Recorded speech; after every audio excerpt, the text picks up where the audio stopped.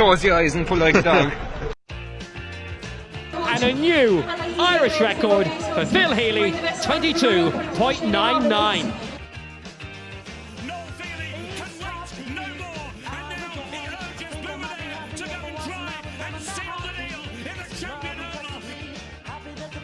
Christy Cooney hands over the Sam Maguire Cup to Graham Canty, Cork All-Ireland champions for the 7th time ever. Hello and welcome to the 32nd episode of the Star Sport Podcast. My name is Jack McCarran of the Southern Star, and I'm joined as always by Star Sport editor, a very sad, a very sick Cian McCarthy.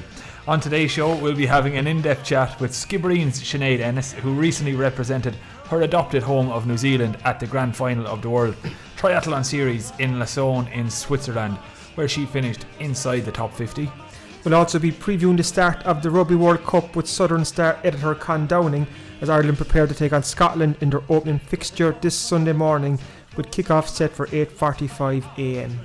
And in a few minutes we're going to touch on the news that Cian O'Neill has been added to Ronan McCarthy's senior football coaching ticket ahead of next season. But there's only one place to start today's show, and that is with the huge West Cork derby between Newcestown and Ilen Rovers in the Senior Football Championship quarter-final in Rosscarbery on Saturday afternoon. And before we get your thoughts, Cian, I just want to give you an idea of what the betting are saying. So I was just clicked onto Paddy Power before we started, and they've Ilen Rovers 4-5 favourites, Newcestown are 11-8, and the draw is 13-2. Maybe you might just set the scene for us, and based on the betting, Ilen Rovers probably haven't been favourites in their games so far, but they're favourites now, so a different mindset they're going to need approaching this. It is. It's kind of interesting to see that Ireland are gone in as favourites. Everyone knows what to expect from Newcestown. Newcestown are a dual senior club at hurling and football, and you know what you get when you play Newcestown. They're a dogged, determined team, but they also have some very, very good footballers too. They're after a couple of good wins, even in the last round. Round 3 there, they beat Mallow 15 points to 14, and that was no mean feat to beat a very good Mallow team. So I'm actually kind of quite surprised that Newcestown are going in as the underdogs, but that'll shoot them down to the ground. Ilen Rovers have had a super year so far. Go back to the start of the championship in round 1, they shocked Carbery Rangers that day. That was 2-9 to 1-9, and that really set them up then for the rest of the year. Super League in Division 3, they won 9 of their 10 games in the league, and they went on to beat Douglas in the Division 3 league final. So winning becomes a habit, and Ilen Rovers certainly have that habit this year. They've really got their house in order, to be fair to them. They're very organised. They've put in a kind of concerted effort since last year. Go back to last year's championship, Jack, and Ireland were involved in a relegation tussle with Acl late in the year. They won that game, good performance, and they took the positivity off that into the winter, and they just kept the momentum going. Like I said, they're winning games now this year that they probably would have lost in the last couple of years. In their last game against Fermoy, I think it was, that they won 110 to 1-9.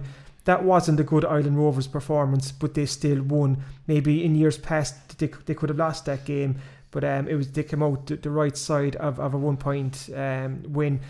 I suppose important to note there too, Ireland had a big break before that in terms of the championship.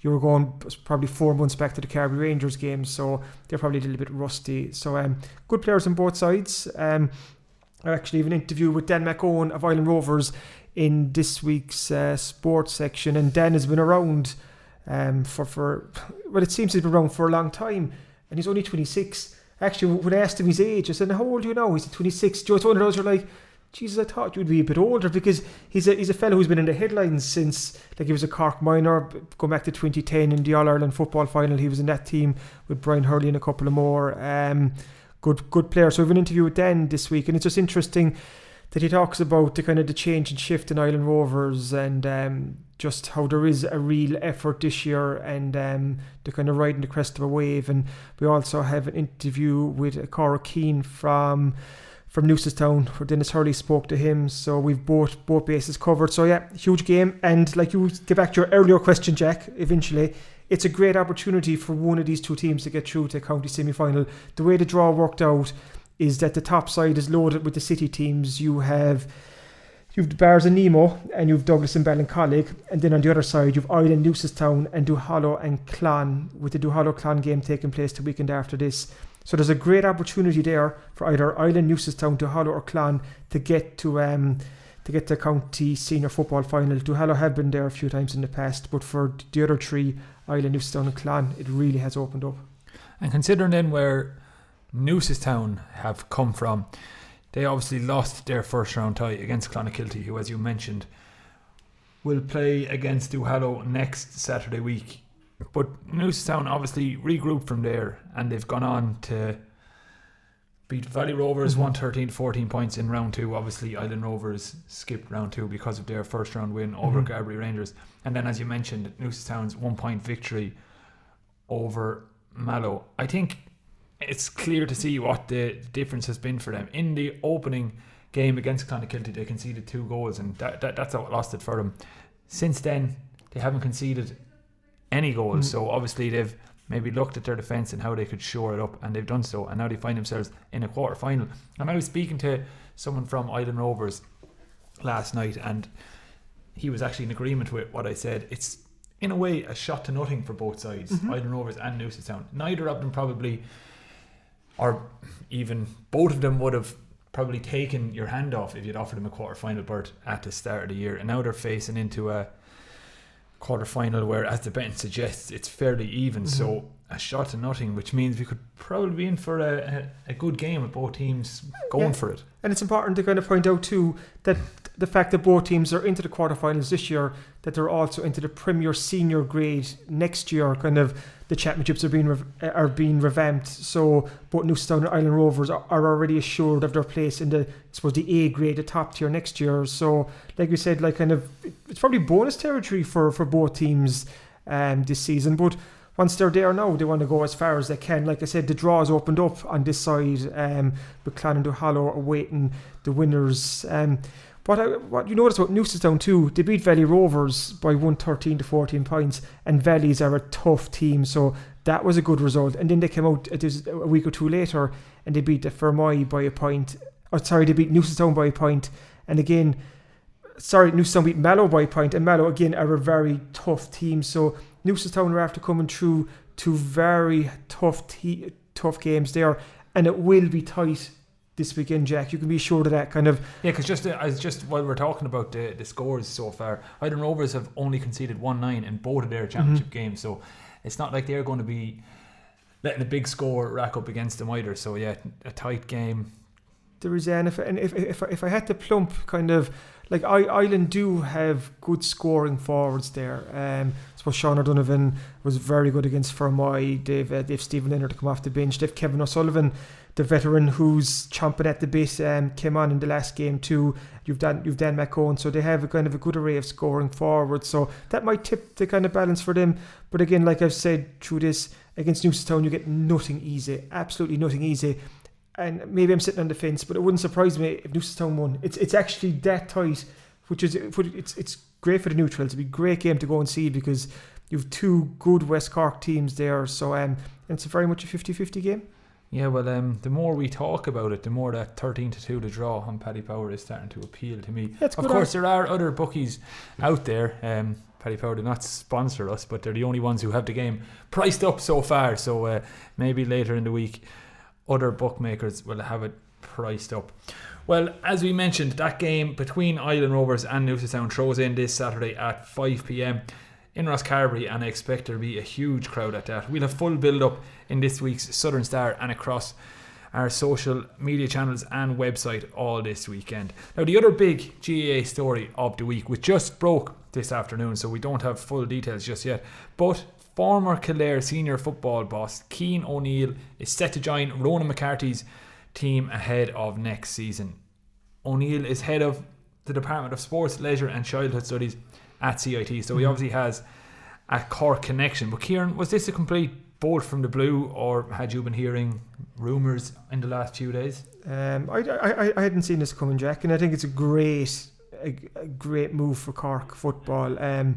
Like Cian O'Neill has been involved with the Kildare senior footballers the last 4 years. They got to the Super 8s last year. During that famous Newbridge or Nowhere game where they beat Mayo, kind of. They definitely came on a lot under him, didn't they? I think they won 2 promotions in the League 2 under O'Neill, so he really has experience of that. Go back further, he was with Kerry 2014 as a coach there when they won the All-Ireland, and he was the physical trainer with the Tipperary hurling team when they won the All-Ireland back in 2010. So he's a fellow who's been around for a bit, and he definitely has the experience. So Cork are kind of, they're bringing in a man who knows what he's doing. He'll take the place of Eddie Kirwan of Nemo Rangers, who stepped away as a selector last month. So it's a top class replacement. And do you know what, it kind of shows that Cork mean business too. They kind of really do. Kind of when you bring in a fella of the, I suppose, the stature and the skill set of Cian O'Neill, it's very encouraging. Cork will want to build on what they showed in the championship this year, and they've now brought in a top class manager who's been around some really successful camps over the years. So no, it's really positive step. Kind of, I think if you're a Cork footballer hearing that, you know, kind of you'll be looking forward to getting back training, because just to see what ideas Cian O'Neill can bring to the table. And if you think about it too, looking at the bigger picture, Cork did cause both Kerry and Dublin problems when they played them in the championship this year, and Cork would have watched on to see Kerry and Dublin slug it out in the All-Ireland for the last couple of weeks, and Cork are still they're a bit off. Well, they are a good bit off that standard yet, especially the Dove standard. But they've closed the gap a bit this year, so they'll look to build on that kind of and close the gap even further next year. So getting something like Cian O'Neill involved is a definite, and it's another step in the right direction. Okay, well, just to play devil's advocate then for a second before we move on, I often wonder, do you ever think there's an issue when you do bring in a high profile second in command to a coaching ticket, just for the simple fact that if it goes wrong in the league again, like it did last year, Cork were relegated, there's always that element of let the second in command take full control.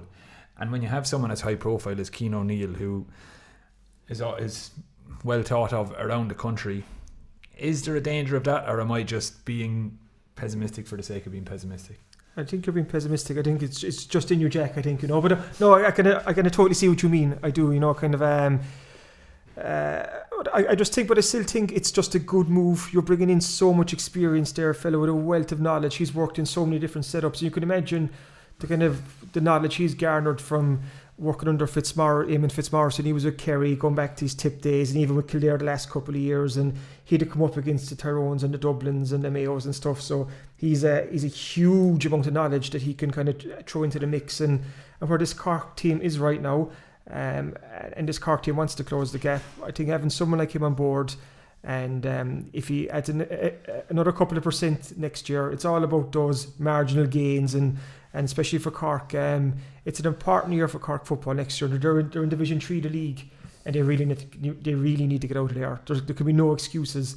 Cork need to win promotion from Division 3 the league. If they don't, I don't know what to say, but they have to. Okay, they really have to. So, well, I just hope that when Cork win the All-Ireland Senior Football Championship next year, that Ronan McCarthy still gets some of the credit, because oftentimes when a new coach comes in and everything goes well, the new coach gets all the credit. So when Cork win the All-Ireland next year, Cian O'Neill will deserve some credit, but Ronan McCarthy has done his bit. And it's worth mentioning too, as well as Cian O'Neill joining the setup, Cork J also announced that Kevin Smith is joining the Cork football backroom team as a strength and conditioning coach.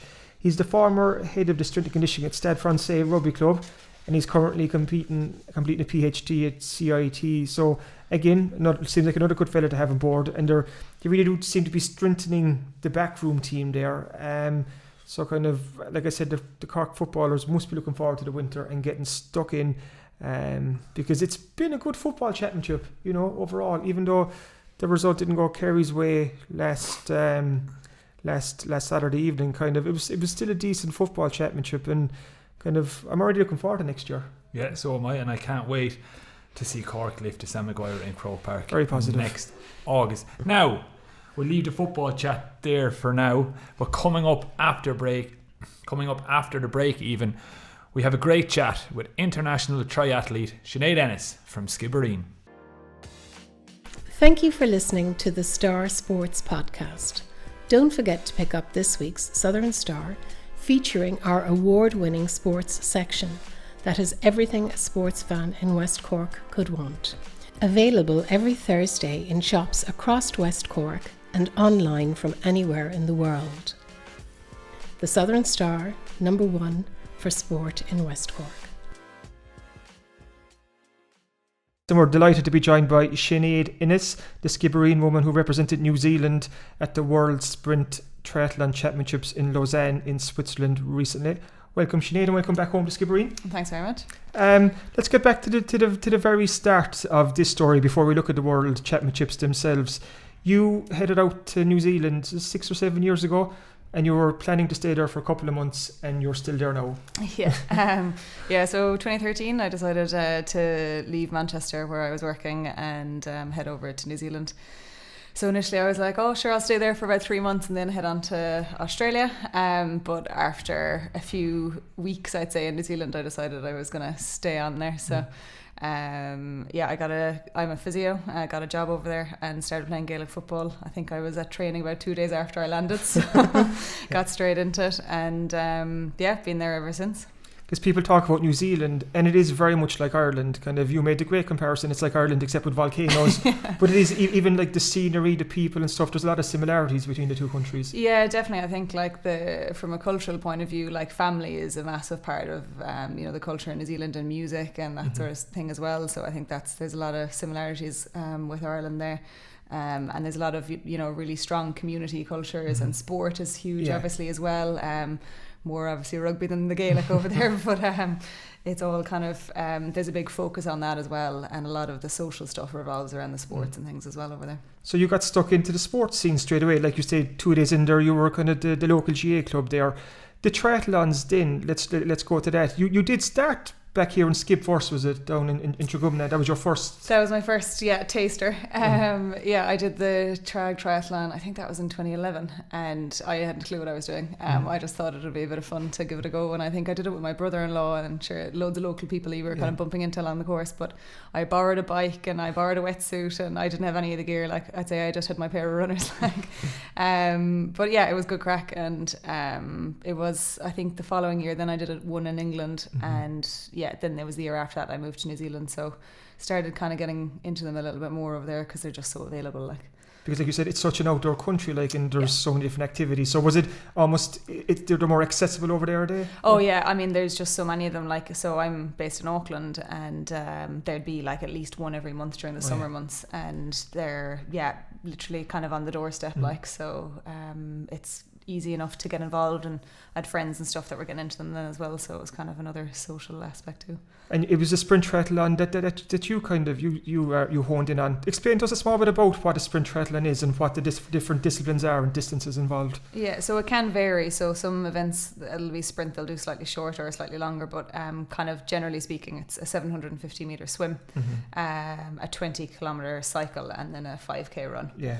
And you obviously have your transitions then in between the swim and the bike, and then the bike and the run. So no two events are the same though. The courses vary so much, and the distances can vary slightly, and the amount of hills or all of that can have a big impact on how you go.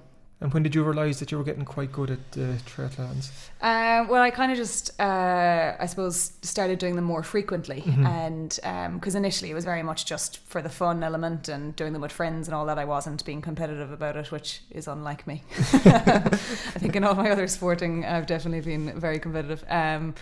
But yeah, I think I probably started doing a few more in about 2 or 3 years ago. And then about 18 months ago, I had an Acl Reconstruction, so I ruptured my cruciate skiing in New Zealand, and then had the surgery done. And part of the rehab there, I wasn't able to run for 6 months after the surgery, so I was able to swim, and I was able to get on the bike, and I decided, and I had to be in the gym as well doing a lot of strength work, so I decided that was a good chance to try and get a bit more serious and give the tries a bit more of a crack, because I couldn't play football or basketball or anything at that stage. So. And how important was that for your rehab? The fact, like you said, you did your cruciate 18 months ago, and it gave you something to focus towards. Was that important for you? Oh, definitely, yeah. I'm definitely a kind of a goals-based person. So, I think within a few weeks of the surgery, I was mapping out what I wanted to be trying to do sort of in the 6 or 9 months after. So, I decided to put a half Ironman on the goals list. As you do. Yeah. So I think that was 8 months after the surgery. So there's one in a massive event in New Zealand in Taupo. It's the Central North Island, and I'd done a few cycle races down around there before and decided to aim for the half Ironman. So I think it was about 8 weeks before the race that I was allowed to start running again. And it's a half marathon run distance like in the half Ironman. So I was upping the distances fairly quickly, but I'd done a lot of base work in the gym and all that, and the bike and stuff helps as well. So yeah, so that was kind of a good goal to get me going. And then after that I was like, right, well, I've got this kind of base fitness now, so I might as well crack on and do more of the sprints and stuff. And I think at one point I did about 3 races in 4 weeks or something. So it was really cranking up. And then when did you realise that there was a possibility that you could qualify to represent New Zealand? Yeah, it wasn't anything I kind of really knew anything about before, because you'd obviously have the elites and stuff, but I didn't realise that there was kind of a lot below that in terms of age group qualification. So it was a friend of mine who was competing in other races. She does it's called aquabike, so it's swim bike, so minus the running part. And I was chatting to her, and she was after qualifying, and she was telling me about it. So I started kind of looking into it, and I was like, oh, maybe that could be a possibility. Like, so looked at the criteria and all that, and then it's a qualification. There's a couple of qualification races basically in New Zealand. So one of them was down near Topo again, in a place called Kinloch, so it's on a lake. And it's a national championship, so I did that race and qualified from there. So you have to basically put in your kind of register your interests, I suppose, and then they contact you a few weeks after the race to say whether or not you've met the criteria to qualify. And I did, so kind of went from there then. So it was about 6 months prior to Lausanne, so things got a bit serious then. I presume then, like after you found out that you qualified to represent New Zealand at the World Sprint Triathlon Championships, training must have cranked up an awful lot, did it? Yeah, so I didn't have many rest days or any, in fact, because it's when you're doing the sprint distance stuff, you don't, you're not having to go out for hours at a time like you would be for Ironman and things, so it's a bit different, but it's more high intensity and intervals and stuff. So I was training pretty much every day, and then like the summer season kind of for triathlon finishes around March time in New Zealand, so then we were heading into winter, which obviously makes it a lot harder to keep going with the training. But I started swim squads, so I was swimming 3 mornings a week before work, and you'd do 2.5 or 3 kilometers in the pool each session, and then I was got a coach for the last couple of months before the race as well, so I had like an individualized training plan that I was following, so I was training every day at least once, some days twice. So it was busy enough, like, and sure, a bit of full-time work thrown in there as well. I was going to say, you work in Auckland Hospital, is it? Yeah, so I was working actually between Auckland Hospital and the Artificial Limb Centre, so I work in amputee rehab as well. I'm actually working full-time on that when I head back, but so I was between the two. So it's busy enough when you're trying to fit all that in as well, like. But. So then like kind of training cranked up, kind of full-time work, and you're doing those 3 disciplines, the swimming, the running and the cycling. Which is your favourite and which is your least favourite of the 3? Starting out, running was definitely my least favourite. I would have played a lot of football and basketball growing up and stuff, but I was never a fan of running any long distances. I was always more of a sprinter. But I kind of just had to embrace it and find a bit of love for it. But I don't know, to be honest, it kind of switches. So most people tend to get into triathlon because they have a strong background in one of the sports, but that wasn't really the case for me. I'd kind of done a bit of everything, but I'd never done any of them competitively. So I was kind of average at all of them, I'd say, but it's fluctuated. Like swimming is the hardest one to kind of make any great gains in. So like you'd be swimming 3 times a week, but you might see like a couple of seconds of an improvement in a race. And the cycling then, all right, they would kind of say that that's the one where you can make the most ground because it's the longest section of the race too. So but I actually started to like the running quite a bit more, so I don't know, I couldn't really choose between them, to be honest. And how much do tactics play a part in like a sprint triathlon? Would you, like you said there, you can make more gains in the cycling, so would you be kind of leaning towards the cycling a bit more to try and get a bit faster, or does it work like that? Or I mean, I suppose the training is kind of fairly balanced between them all. So like when I had the training plan for the last few months and had the coach and stuff, like I was doing 3 swimming sessions a week, I was doing 3 bike sessions a week, and probably 3 running sessions, and then I was doing 1 or 2 gym sessions as well. So flat out. And in you mentioned earlier the kind of transition How important is the transition between the sports? Can you gain time there as well, or can you lose time? Or yeah, massively. Yeah. I mean, people definitely win and lose races on transition. Like so, in Lausanne, it was quite a challenge because the area was huge that you had to run through. Yeah. So much longer than you'd normally have because it was just such a massive event. So. But yeah, like you do practice the transitions as well, so it's kind of like your fourth discipline in the tri, really.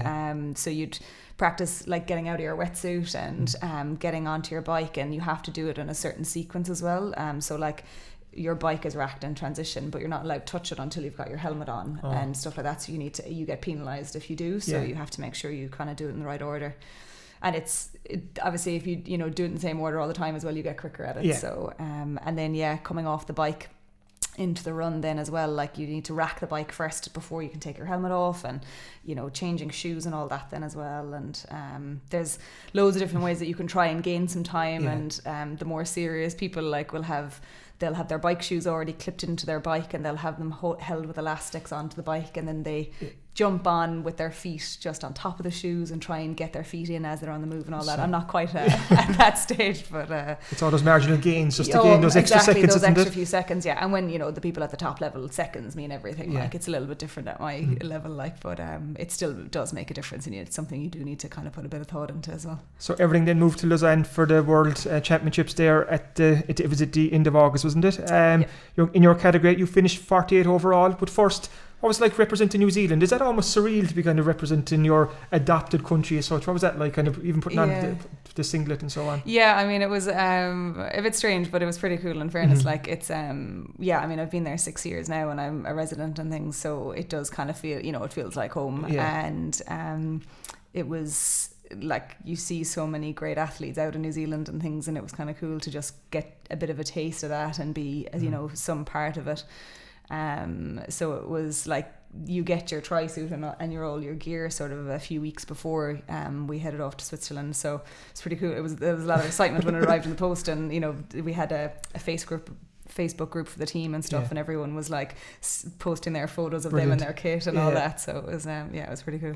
The whole experience over in Switzerland, what was that like? Kind of obviously the biggest event you've ever competed in.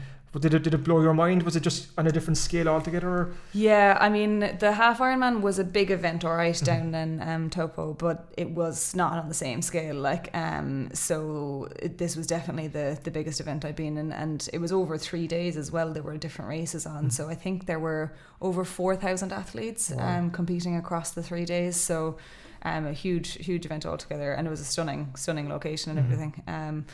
But I arrived in Geneva a week before the race, and my parents came over as well.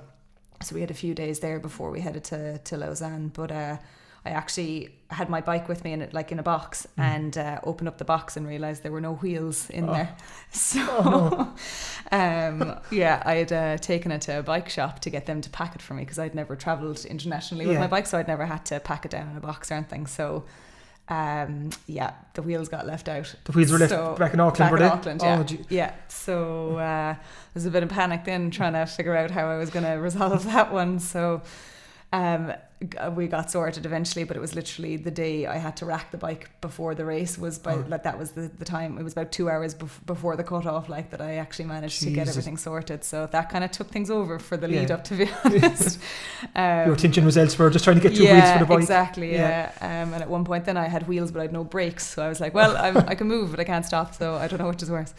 So I had a few days in Geneva and then got to Lausanne and was did a few practice swims in the lake, and went for a few runs and just kind of tapping away at it, or tipping away at it, I suppose, because you kind of taper for that race week.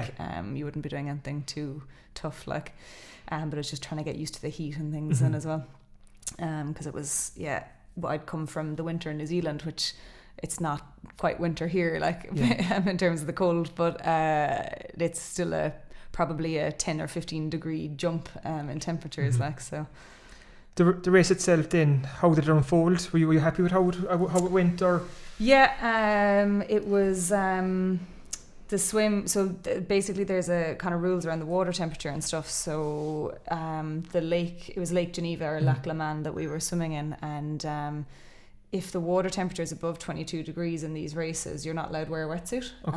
And that was the case for us. So it was 22 point something.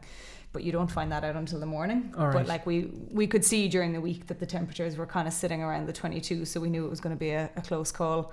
And that makes quite a difference then to your swimming. So obviously everyone's in the same boat. Nobody's allowed to wear the wetsuit, but it slows you down quite a bit. So they reckon it's about 10 seconds per 100 meter difference. Like, really? Yeah, wearing the wetsuit. So the swim then was slower than I was expecting because of that, but everyone was the same. So the swim I was happy enough with, I suppose. And then the transition. So we had, out of the swim exit, like you had to run, basically it was into this massive car park. That was where the transition area was, where all the bikes were racked, and there were literally thousands of bikes inside there. So you had to run a specific path to get to yours, and then so that nobody had an advantage or a disadvantage. So from the swim exit out to the bike exit was a 600 meter run, which doesn't sound like a huge amount, but when it's in the midst of all the other stuff, it adds quite a lot of time. So where you'd normally be trying to get in and out of transition in about a minute, it was about 3 minutes. So but then we didn't have a wetsuit to battle with and have to strip that off, so that kind of made it a bit easier. So then headed out on the bike course, and it was a 10k course, so we did 2 laps of that. And they kind of ease you in with about a kilometre at the start that's flat, and then you're straight into a 10% uphill. Oh God. So it was tough enough going. The legs were only just kind of warming up after getting out of the water. So that was tough enough on the first one. But I'd done a practice lap and stuff in a few days before and kind of knew what to expect. And our race actually, so it depends on the event, but ours was what they call draft legal. So it meant that we were allowed on the bike to actually get right behind somebody. So like in theory drafting off them, but to be honest, with the way the course was laid out for a lot of it was kind of hard to do that because of all the hills. You can't really gain a huge amount. But on the bits of flat and stuff that we had, all right, you could try and jump in behind people, and the idea is that it's easier and that you can kind of make a bit more gains. But I didn't quite manage to get on a group like I was hoping. So did a couple of laps on the bike, and then we had some like fun downhills as well. We had one hill that was a 12% gradient coming down, and it was straight into a 90-degree right-hand turn.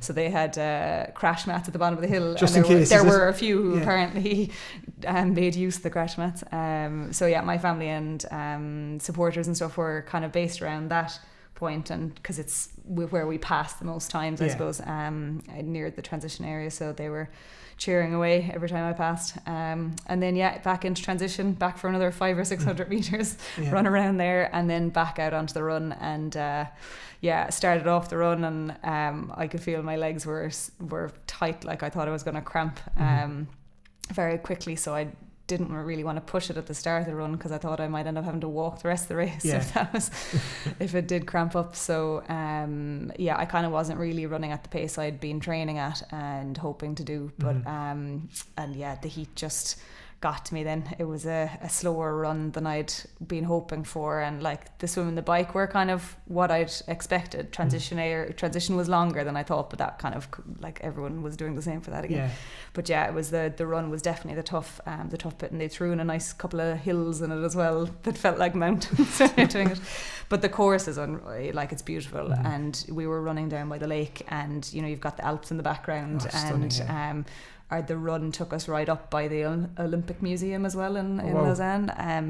I didn't really want to see it, to be honest, because it was up a big hill, but it was pretty cool and like fairly surreal when you kind of actually take a second to look at your surroundings and try and take it all in. There was support the whole way along, and it was, I was going around the course and there were people shouting "Go Kiwi" at me, because that's like the standard for anyone like New Zealand. That's what they shout out to each other. So it was pretty cool. That's an incredible experience. So what's next for you now? Do you really have the bug now? Do you want to kind of build on this? Have you another target in mind, Sinead? Or? Yeah, I'm not really sure at this stage, I suppose. I'm hoping to do the Crosshaven Triathlon next weekend, but I've actually missed apparently it's sold out, so I'm on a wait list, so I'll see if I get to do that. I said while I'm home and I have all my gear with me, I might as well see if I can fit another one in. But after that then I'll be back to New Zealand in a couple of months and heading into the kind of the summer tri season over there, so I'll do like all those events again, so I'll probably do 5 or 6 of them over a few months. And but yeah, in terms of kind of the next big event, I'm not really sure, like, so the Worlds next year are on in Canada, but I don't know if I can kind of really afford to do it again, to be honest. So the like with the age group athlete stuff, it's all self-funded, so it's all out of your own pocket, like all the gear, all the travel costs, the accommodation, the training costs, it's all paid for by yourself. So I'm not sure I'll have the budget for that again next year, but maybe the year after. They haven't announced where it's on yet, so you can wait and see. One of the big plus points too, Sinead, is you built in a holiday here to home in Skibbereen for a couple of weeks, and then when you're travelling back to New Zealand, you're stopping off at the Rugby World Cup in Tokyo. So it's nice first to be home in Skibbereen for a bit, because like you went to school in Mercy Heights here, wasn't it? And you played basketball and football here. So even to be home for a couple of weeks must be nice. It's always nice to get a visit home, and it's kind of like I've been away in New Zealand for 6 years, but it kind of varies with how often I get home. Sometimes I've had like 18 months or 2 years between visits, so it's always nice to get back and see the family and catch up with friends and all that. So I have another, and the weather is actually not being too bad either, which is a pleasant surprise. I was talking to Mom there yesterday about maybe going down for a swim in Loch Eyen and all that as well while I'm back, and I'll be putting on the wetsuit though. She braves it in the togs like. Brilliant. No, fantastic. Come here, Sinead. Thank you so much for popping in to have a chat with us. Congratulations again on like competing at the World Sprint Triathlon Championships. It's not everyone who has that in their sporting CV, and best of luck in your adventures in Auckland and safe travel. Thanks very much, Grant. Thank you for listening to the Star Sports Podcast. Don't forget to pick up this week's Southern Star, featuring our award-winning sports section that has everything a sports fan in West Cork could want. Available every Thursday in shops across West Cork and online from anywhere in the world. The Southern Star, #1 for sport in West Cork. Welcome back to the Star Sport Podcast, and we're delighted to be joined in the studio by Southern Star editor Con Downing for our first rugby chat of the season.